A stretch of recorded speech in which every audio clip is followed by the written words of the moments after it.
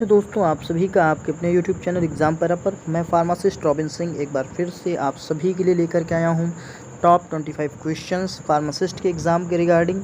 तो शुरू करेंगे हम अपना आज का सेशन। देखिए हमारा आज का पहला क्वेश्चन क्या कह रहा है कि एंटीबायोटिक्स पजेसेस अमीबीसाइडल प्रॉपर्टी।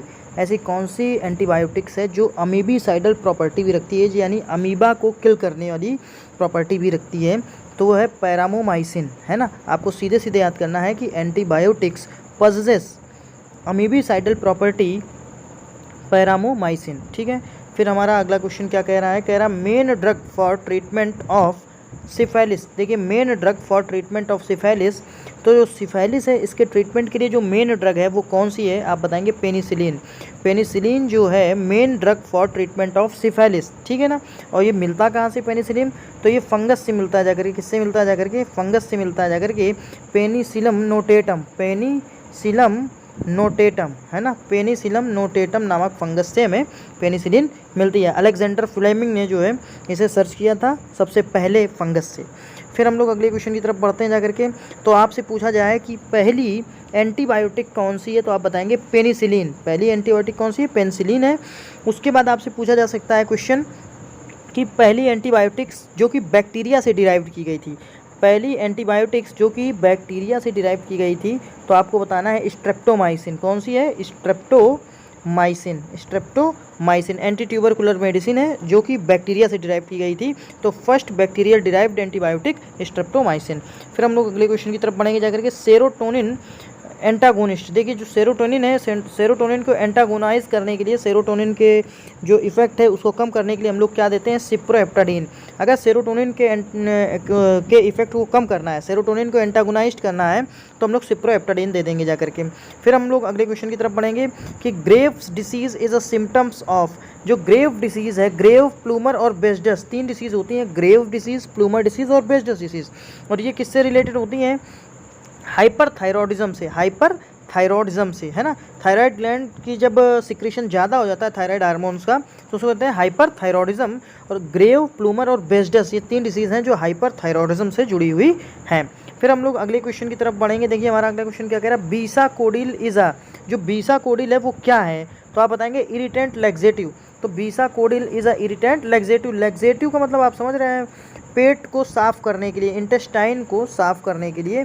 जब किसी की इंटेस्टाइन जो है प्रॉपर साफ़ नहीं होती हैं, प्रॉपर फ्रेश नहीं होती हैं, तो हम लोग बीसाकोडिल की टैबलेट्स दे देते हैं, जिससे क्या होता है कि जो है प्रॉपर स्टूल जो है सॉफ्टनर की तरह काम करता है। तो ये जो स्टूल को एक्सक्रीट आउट कर देता है बॉडी से, ठीक है ना। तो bisacodyl is a irritant laxative. फिर हम लोग अगले क्वेश्चन की तरफ बढ़ेंगे जाकर के। देखिए morphine produces analgesia on stimulating the receptor. तो मॉर्फिन एनाल्जेसिया इफेक्ट जो है प्रोवाइड कराता है किस रिसेप्टर को स्टिमुलेट करके, बॉडी में किस रिसेप्टर को स्टिमुलेट करेगा मॉर्फिन, तो म्यू रिसेप्टर होता है, बॉडी में एक रिसेप्टर होता है म्यू रिसेप्टर, ठीक है। तो इस म्यू टाइप के रिसेप्टर को जो हमारा मॉर्फिन है वो एनाल्जेसिया के लिए स्टिमुलेट करता है जाकर के। यानी एनाल्जेसिया मतलब क्या हो गया, मॉर्फिन अगर खा लेंगे आप, ठीक है ना, तो मॉर्फिन एनाल्जेसिक इफेक्ट भी देता है, यानी पेन को जो है कम कर देता है, ठीक है। पेन को कम करेगा मॉर्फिन बॉडी में किस रिसेप्टर पे जाकर के, तो म्यू रिसेप्टर पे जाकर के कम करेगा। तो सीधा सीधा आंसर है कि morphine produces analgesia on stimulating the receptor mu type, यानी जो म्यू टाइप के रिसेप्टर हैं उनको स्टिमुलेट करके पेन को रिड्यूस कर देता है। अब बढ़ेंगे अगले क्वेश्चन की तरफ।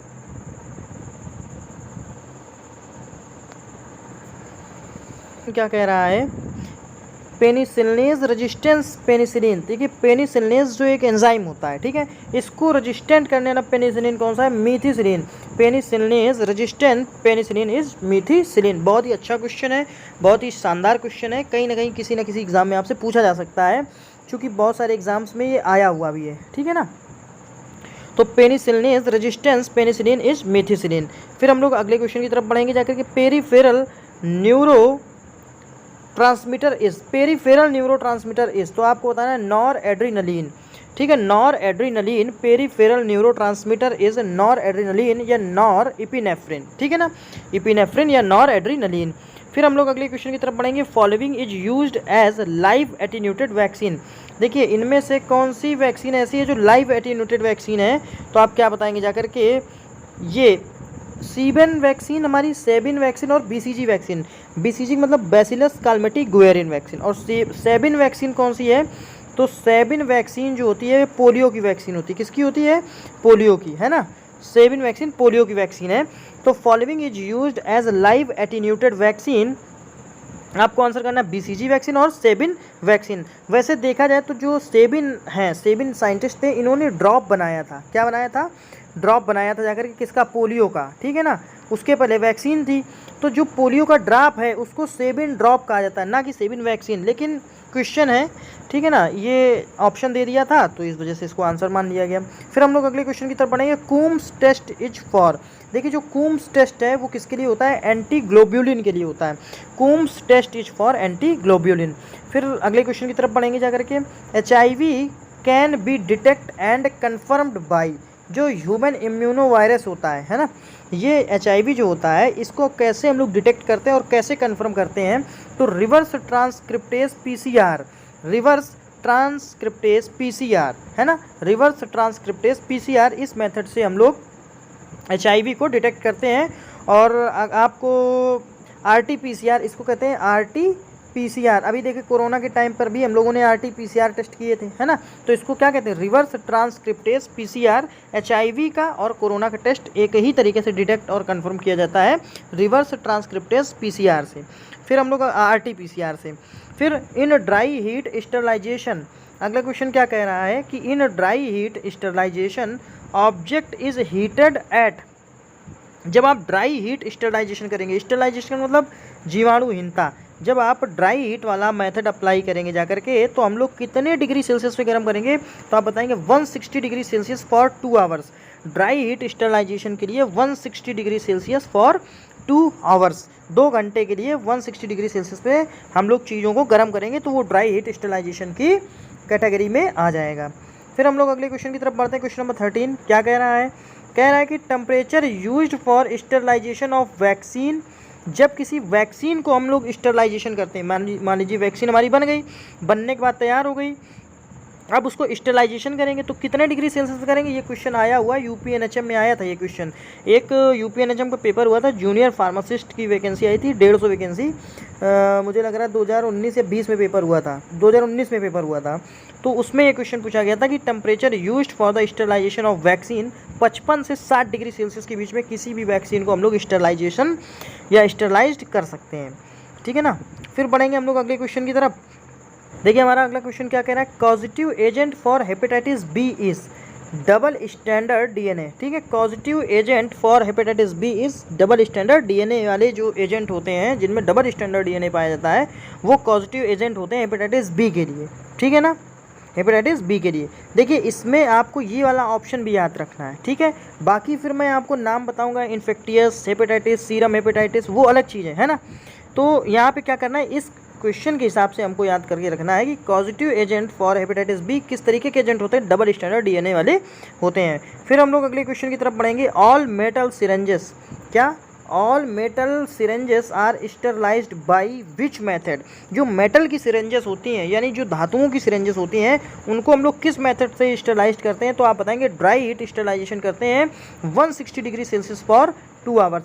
जो भी मेटल की चीज़ें होंगी, metal syringes are sterilized by which method? तो ड्राई हीट स्टरलाइजेशन से हम लोग इनको स्टरलाइज करते हैं। और ड्राई हीट स्टरलाइजेशन क्या है? 160 डिग्री सेल्सियस फॉर 2 आवर्स, ठीक है ना, 2 घंटे के लिए 160 डिग्री सेल्सियस पे चीज़ों को गर्म करना।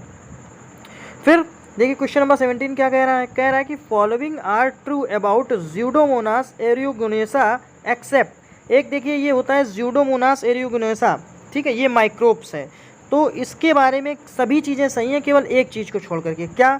It is sensitive to chloramphenicol, ये सेंसिटिव है क्लोरमफेनिकॉल से, ठीक है। या फिर 3 ऑप्शन क्या कह रहे हैं? बाकी 3 ऑप्शन क्या कह रहे हैं? कह रहा है कि it is a gram negative bacteria, can cause osteomyelitis, sensitive to ciprofloxacin, ये सिप्रोफ्लैक्सिन से सेंसिटिविटी शो करता है, इसके वजह से ऑस्टियोमिलाइटिस हो सकता है, ये एक ग्राम नेगेटिव बैक्टीरिया है। देखिए ये तीनों बातें सही हैं, ये एक ग्राम नेगेटिव बैक्टीरिया, ये बात सही है, ऑस्टियोमिलाइटिस कर सकता है, ये बात सही है, सिप्रोफ्लैक्सिन से सेंसिटिविटी शो करता है, ये बात भी सही है, लेकिन ये क्लोरमफेनिकॉल से सेंसिटिविटी शो करता है, ये बात गलत है। तो following are true about Pseudomonas aeruginosa except it is sensitive to chloramphenicol. ये बात गलत है, बाकी 3 सही है। फिर क्वेश्चन नंबर 18 की तरफ चलते हैं। क्या कह रहा है हमारा क्वेश्चन नंबर 18? कह रहा है कि test is perform to detect the susceptibility to diphtheria. देखिए डिप्थीरिया को आइडेंटिफाई करने के लिए कौन सा टेस्ट था, तो मैंने एक ट्रिक बताई थी डिप सिक करके, डिप सिक, ठीक है ना। तो सिक टेस्ट जो है वो डिप्थीरिया के लिए, किसके लिए? सिक टेस्ट डिप्थीरिया के लिए। डिप सिक करके आप याद कर लेंगे तो डिप्थीरिया के लिए कौन सा टेस्ट?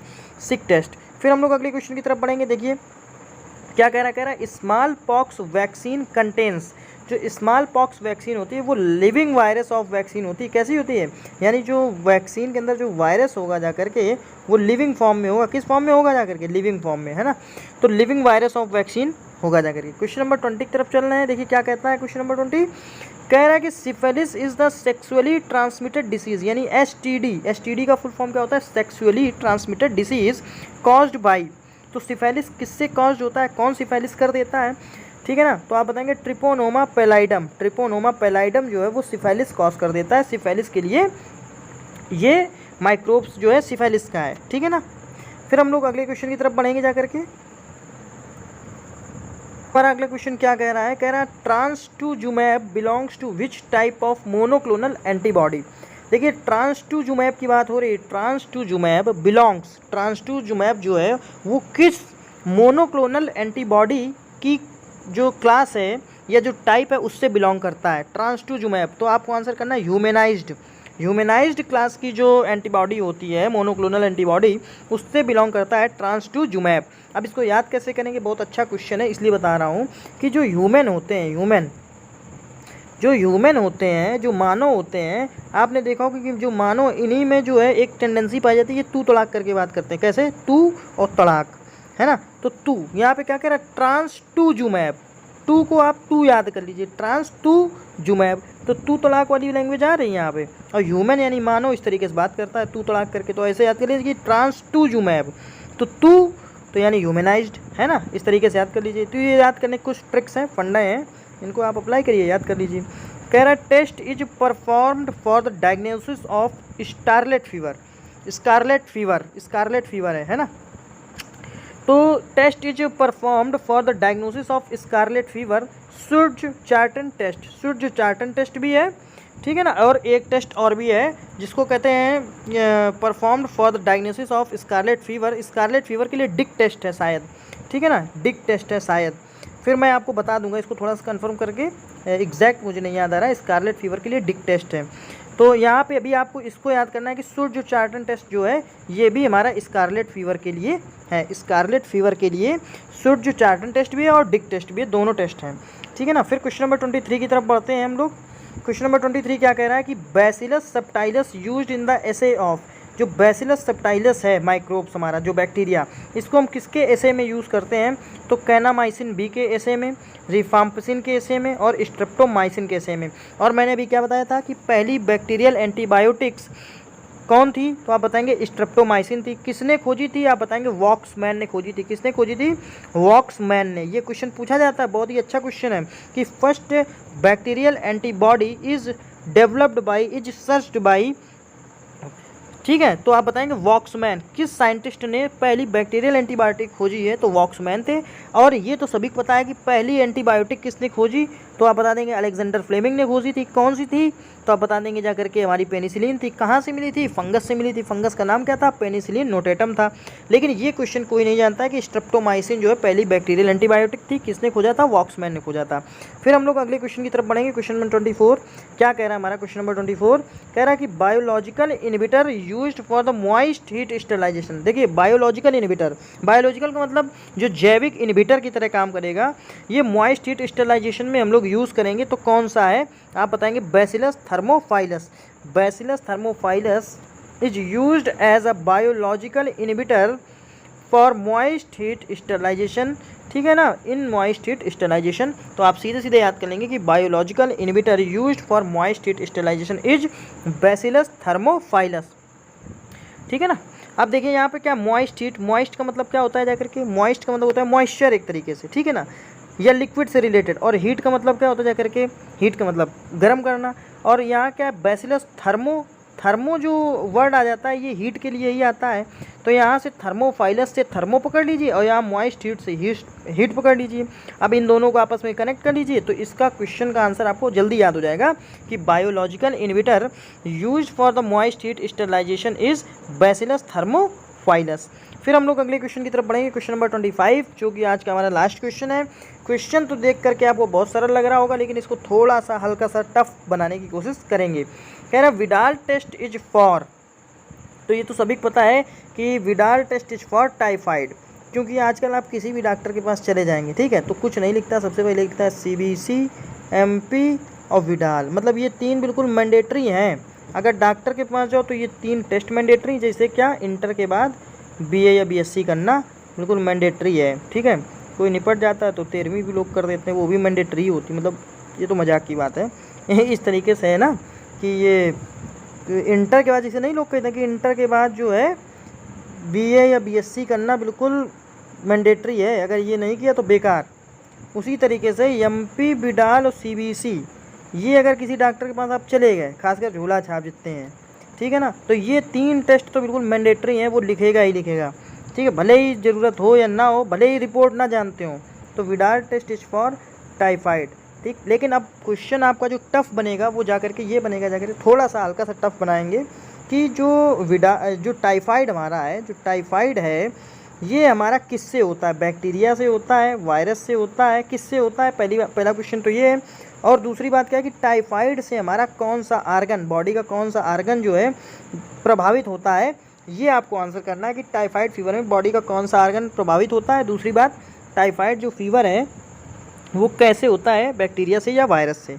तो दोस्तों ये थे हमारे आज के 25 क्वेश्चन। अगर आपको ये क्वेश्चन अच्छे लगे तो प्लीज़ हमारे इस चैनल एग्जाम पैरा को सब्सक्राइब करें, वीडियो को लाइक करें और अपने दोस्तों तक जरूर शेयर करें। हम आपके लिए इतने ही अच्छे क्वेश्चन, अच्छे टॉपिक से क्वेश्चन, इंपॉर्टेंट क्वेश्चन का कलेक्शन लाते रहेंगे, ठीक है ना। करना आपको इतना है कि वीडियो को लाइक करना है, अपने दोस्तों तक शेयर करना है और चैनल को सब्सक्राइब करना है। तो thanks for watching the video, thank you so much.